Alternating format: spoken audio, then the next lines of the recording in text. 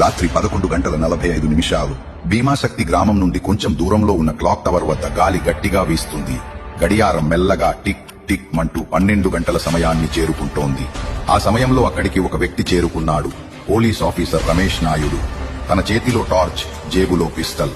అతని హృదయం మాత్రం గట్టిగా కొడుతోంది. అకస్మాత్తుగా టవర్ పై నుంచి ఒక వింత శబ్దం వినిపించింది. Tick tick. టైం అయింది రమేష్ గారు. ఆఫీసర్ లైట్ వేస్తే పైనుంచి ఒక బొమ్మ వేలాడుతోంది. ముఖం మీద రక్తంతో రాసిన అక్షరాలు. సత్యం రక్తం కడుగుతుంది.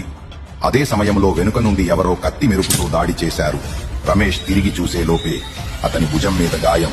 కానీ అతను తిప్పుకుని లైట్ వేసేసరికి ఎవరూ లేరు. కింద నేల మీద మాత్రం ఇంకో తెల్ల పువ్వు. అదే పక్కన చిన్న కాగితం. రెండవది పూర్తయింది.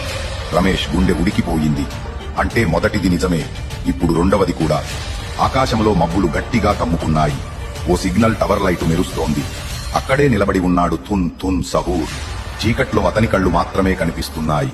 చెప్పాడు, ఇంకా 3 మిగిలారు. ఇప్పుడు మొదలవుతుంది మరింత లోతైన మిస్టరీ. ఇంకా ఏమీ జరుగుతుందో తెలుసుకోవాలి అని ఉంటే పార్ట్ 4 అని కామెంట్ చేయండి. అలానే కంటెంట్ నచ్చితే లైక్ చేసి సబ్స్క్రైబ్ అండ్ ఫాలో చేసుకోండి ఫ్రెండ్స్.